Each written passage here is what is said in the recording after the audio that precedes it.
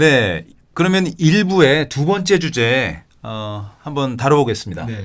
네. 삼 기자가 석포제련소에 다녀왔다고 하던데요. 예, 어떤 곳인가요? 네, 거기가 경북 봉화에 있는 석포면, 석포리에 있는 재련소인데 정확히는 석포재련소에 다녀온 것은 아니고요. 석포재련소에서 하청 노동자로 일했던 분들이 모여 사는 마을에 다녀왔어요. 네. 거기는 태백이에요, 또. 네. 네, 그래서 이제 강원도 태백과 태백에 있는 주민들 마을에 다녀왔는데 그분들은 경북 봉화에 있는 석포재련소에 하청 노동자로 다 일한 경험이 있으신 분들이다. 석포재련소는 예. 악명도 높고요. 네, 맞습니다. 네. 뭐 어떤 일이 있었던 거죠? 네, 그 석포재련소 하청 노동자 분이셨고 네. 거기서 6년 9개월 일하셨는데 네. 백혈병에 걸리셔서 그것이 회사로 인한 것이다. 즉 직업병이다. 라는 취지로 공단에 이제 산재 신청을 했고요. 근로복지공단에 예. 산재 신청하신 거죠? 예, 그런데 이제 그게 기각이 돼서 네. 법원까지 가서 이제 6년 8개월 만에, 그러니까 상병 발생 후 네. 6년 8개월 만에 인정을 받은 사건이 있어서 뭐 아시다시피 석포재련소 유명하잖아요. 그래서 네. 조금 이 노동 환경도 들을 겸 네. 해서 다녀왔습니다. 그 백혈병이 어떻게 걸렸다는 거죠? 네, 그러니까 이제 아연을 이게 아마 시청자분들이 이 아연을 취급하는 사업장이라는 거에 대한 딱 이렇게 딱 그림이 그려지시지는 않을 텐데 결국은 이제 아연을 이제 뽑아내고 재련하고 이런 곳이잖아요. 왜냐면 아연 찌꺼기가 남는단 말이죠. 네. 그러면 이분은 그 찌꺼기 남는 그 기계에 남아있는 그 찌꺼기들을 이렇게 긁어내는 일을 했어요. 그럼 그 안에서 이 찌꺼기를 발생시키고 이렇게 뭉치고 하는 데 쓰이는 그 중금속과 네. 각종 이 발암 물질들이 예. 기계 안에서 계속 이렇게 뿜어져 나오거든요. 예, 예, 예. 예, 그래서 이제 수증기가 이렇게 기계 가운데서 수증기가 막 이렇게 올라오는데 이 찌꺼기가 굳어 있으니까 이렇게 수증기를 거의 마주 보면서 네, 네. 이걸 긁은 거예요. 예. 네, 그러시다가 어느 날부터 몸이 약간씩 마르기 시작하고 예. 음식을 못 드시고 아. 그래서 병원에 갔더니 이제 급성 백혈병 판정을 받으신 거죠. 아니 보호 장비 같은 게 없었나요? 그러니까 그 부분이 논쟁이 있는데 네. 근로자분들은 이 방독 마스크가 아니라 방진 마스크를 그 당시에는 썼다고 예. 하고요. 그게 이제 5년 전쯤 얘기인 거죠? 2009년부터 아. 2017년까지니까 네. 네, 뭐 그렇게 오래되진 않았어요. 네. 근데 이제 그래서 주민들이 실제로 그 방진 마스크를 갖고 있어요. 네. 회사에서 받았다는. 근데 이제 회사에서는 하청한테 지급을 했다. 방독 마스크를. 네. 둘의 차이를 혹시 아시나요? 방진 마스크와 방독 마스크의 차이? 오. 방진은 예. 분진, 즉 예. 먼지용이에요. 예, 예. 우리 KF94 예, 마스크 예. 같이 아, 생겼고요. 우리가 저 미세먼지 때문에 쓰는 그런 네, 마스크 중에 그거의 하나는. 약간 도톰한 버전이고 예, 예. 방독 마스크는 세 분이 군대를 다녀오셨으니까. 아니 여기는 안 다녀오셨어요. 아, 예. 그러면 두 분이 군대 의가사 제대를 다녀오셨으니까 하니까요. 의가사 제대. 예.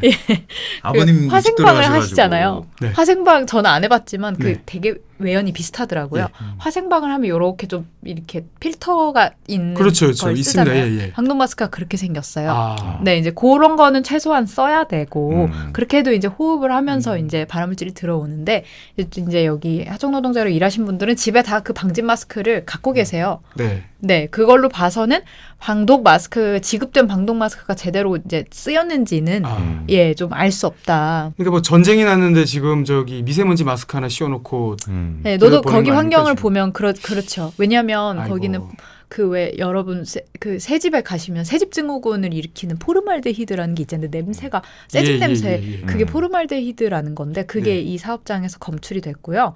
뭐 납, 카드뮴 뭐 이런 발암물질이 황산 발암물질이라는 발암물질은 이 사업장에서 다 나왔어요. 검출이 된 네, 거죠. 네. 네, 이제 그런 상황에서 방독 마스크만 쓰고 6년 9개월 일한다는 거는 사실 상당히 재해가 발생하기 좀 뭐 암 걸려라 뭐 그냥 네. 주문한 것 같은데 지금. 예. 그렇죠. 그러니까 이게 네. 사실은 그렇습니다. 이게 산재가 인정됐다고 해서 곧바로 그 회사의 귀책으로 보지는 않으려고 해요. 우리 사회가. 왜냐하면 그렇게 하면은 이게 너무 노사 간의 이견차가 심해져서 노동자가 산재 보상을 받기 되게 어렵거든요. 그래서 우선은 어느 정도의 인과관계가 인정이 되면 이렇게 해줘요. 그렇지만 이 사업장을 보면 좀 어느 정도 이 관리가 좀 미비했다고 여겨지는 지점들은 있는 것 같아요. 그러니까 이 사업장이 우리나라의 화학물질 관리에 되게 취약한 부분들 다 가지고 있는데 첫째로는 하청 노동자가 원청 노동자보다 더 많아요. 네. 이렇게 되면 관리하기가 되게 힘들거든요. 500명 대 600명 몇 명인가 뭐 이렇게 예, 기사 맞습니다. 있더라고요. 네. 그러니까 이제 하청이 더 많으면 하청 업체별로 이 안전관리 지침을 다 내려야 되고 이행되는지를 확인해야 되는데 그게 되게 어렵고요. 잠깐만. 우리 저기 신당 기자에 대해서 잠깐 설명을 해드리면 오늘도 2명이 퇴근하지 못했다. 베스트셀러의 작가십니다.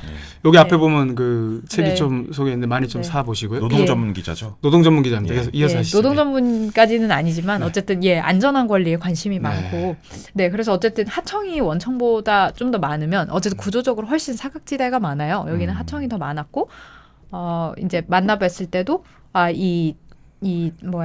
하청으로서 내가 뭔가를 요청했는데 A를 요청했는데 원청에서 B를 갖다 줬다. 이런 일들이 되게 많았던 거예요. 그러니까 이거는 이 소통의 절차가 너무 많으면 이런 일이 생기거든요. 네. 근데 그 말씀 듣고 보면은 그 영풍 재련 이쪽이나 근로복지공단이나 찍소리도 못 해야 될 것 같은데 지금 말씀드린 거 보니까 법원까지 갔다는 건 뭔가 이렇게 아니라고 발뺌 많이 했나 보네요.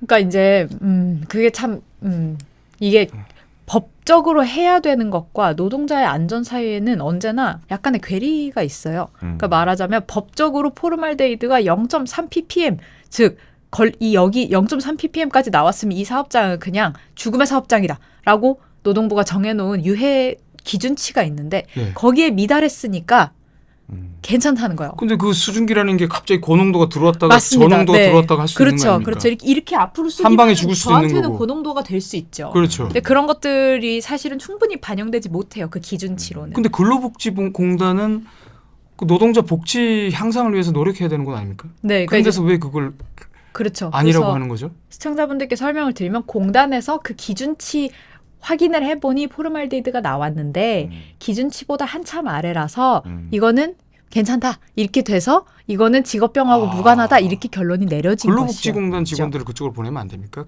좀 긁어내라고. 네. 갑자기 그래서 아마 했는데. 일을 해보시면 그게 그렇겠죠. 조사를 할 때 네. 그 미리 이제 알고 하지 않습니까? 네, 맞아요. 그러면 다 그 대비를 할 수 부분도 있잖아요. 그 부분을 그래서 변호사가 지적을 했어요.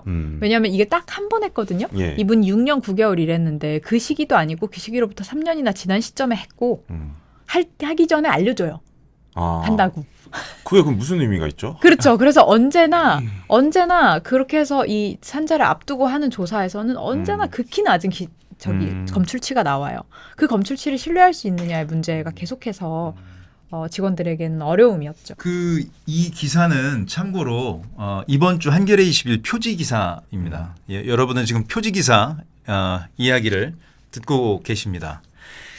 마지막으로 이거 한번 여쭤보고 싶어요. 석포제련소는 사실 이런 그 산재 문제뿐 아니라 낙동강 상류거든요. 그래서 엄청난 그 환경오염의 그 주범으로 꼽혀왔어요. 그래서 여기 폐쇄해야 된다는 의견이 굉장히 많았고 제가 그동안 들은 얘기로는 폐쇄 어떤 단계를 밟고 있다 이런 얘기도 들었는데 지금 석포제련소는 어떤 상황입니까? 폐쇄가 되는 겁니까? 안 되는 겁니까?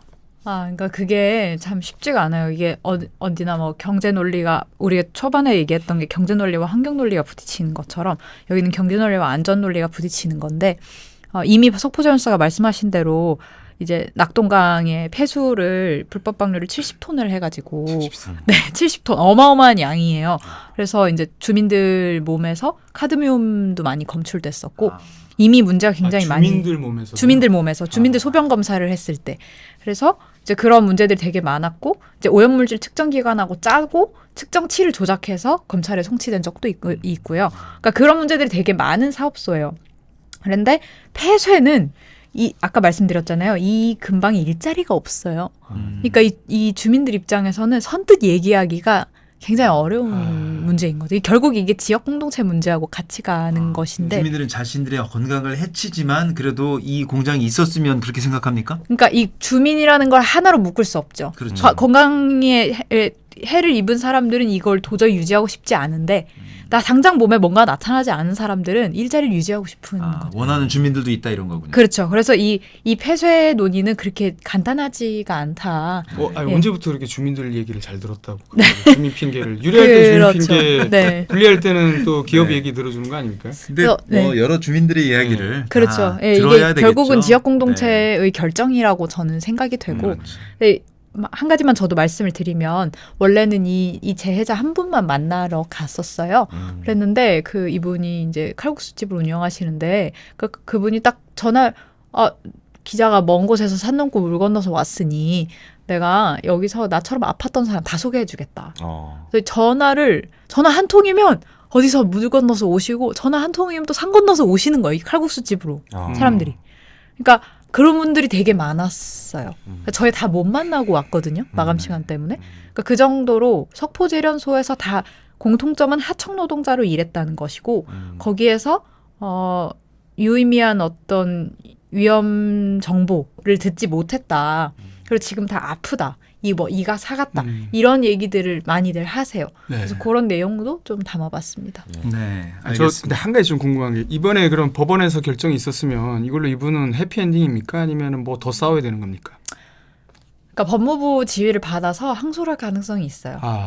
그러니까 이제 항소를 안 하는 게 사실은 맞죠. 예. 예, 이제 본인들의 어떤 그 결정이 법원에서 뭐 받아들여지지 않았기 때문에. 근데 항소를 하게 되면 한 번 더 해야 되고요.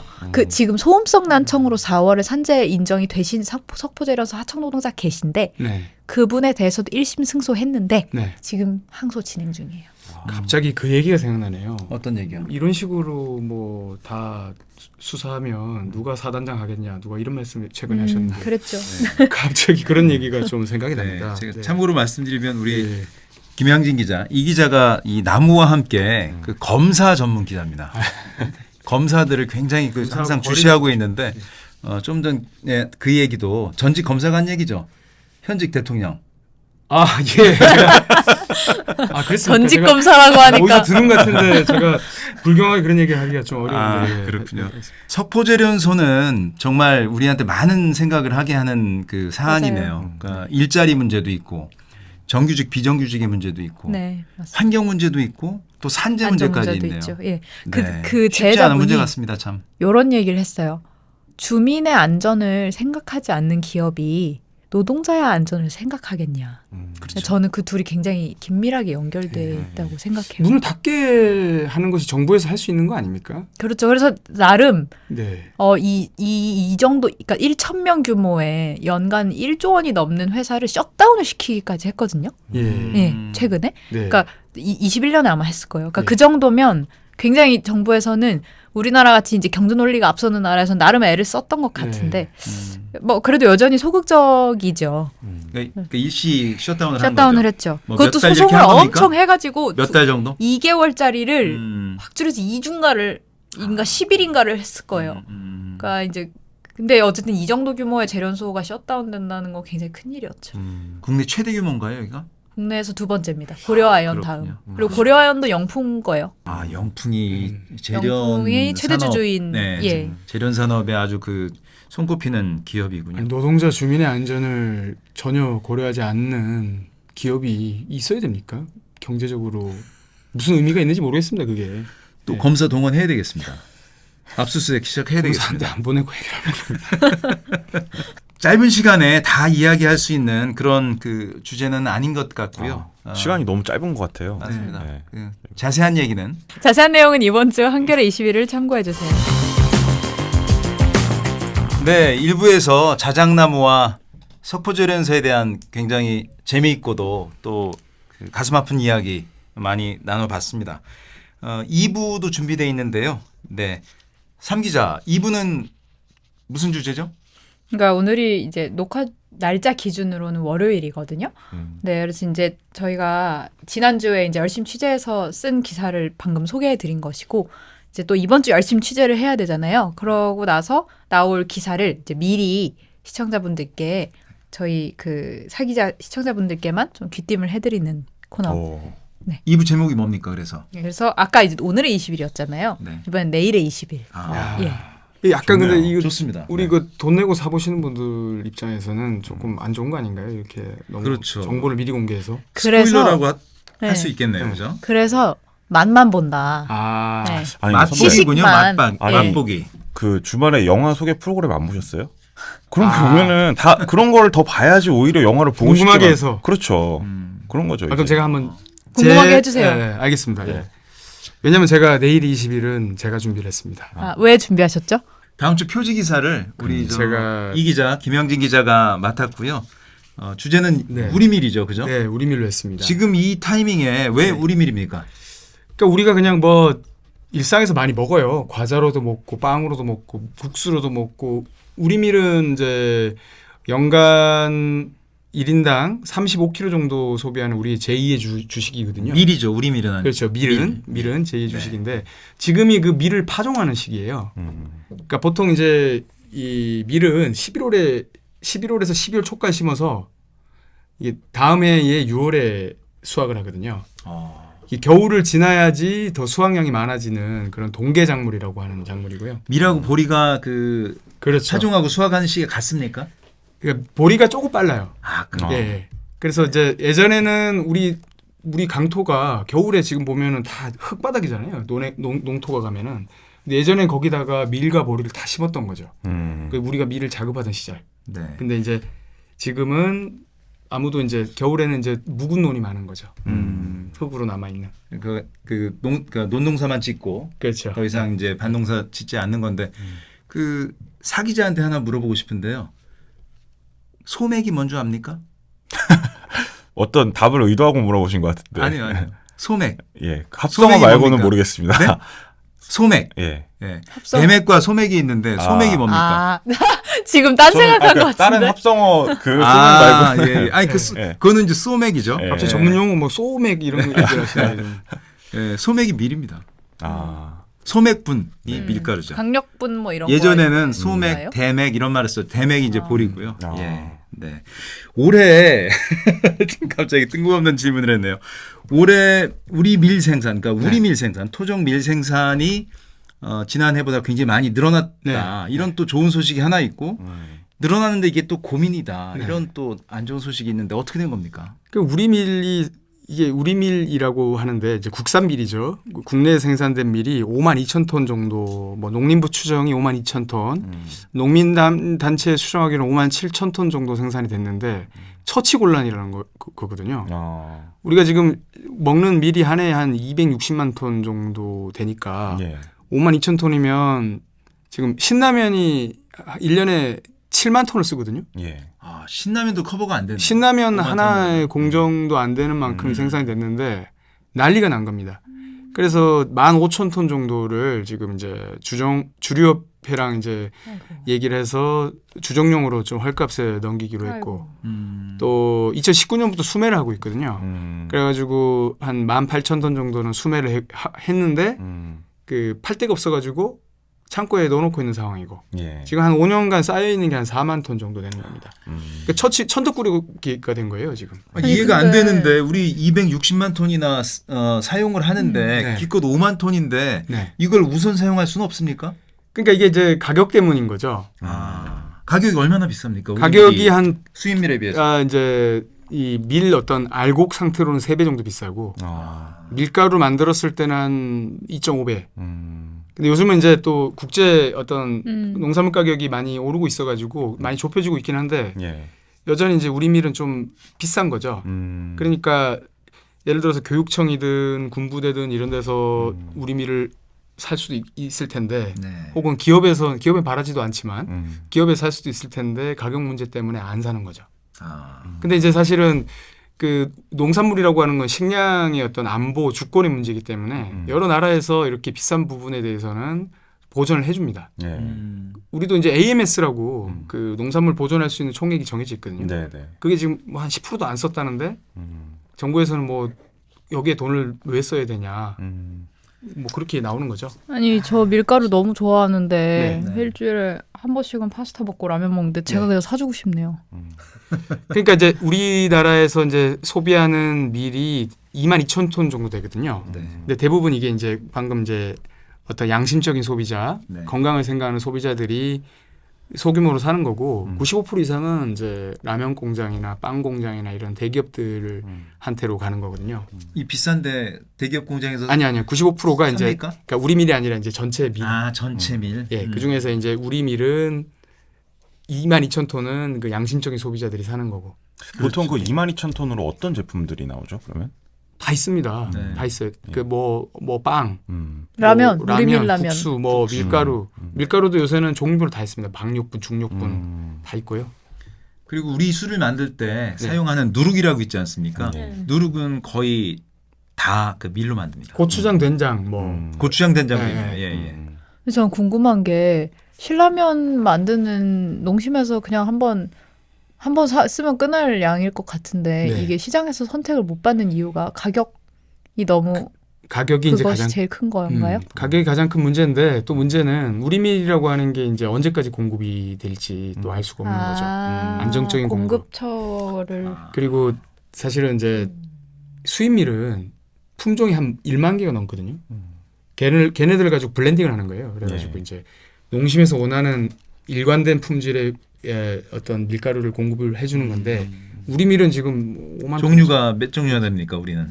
우리는 뭐 한 4종류 정도 되죠. 4종류. 예, 4종류를 가지고 그리고 또 지역마다 또 품종이 또 막 이게 어떤 품질이 달라요.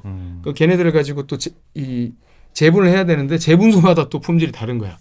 걔네들을 블렌딩을 해서 어떤 상품을 만들어야 되는데 그러기에는 규모가 너무 부족한 거죠. 그렇군요. 그런 부분이 또 있지만 사실은 써도 됩니다.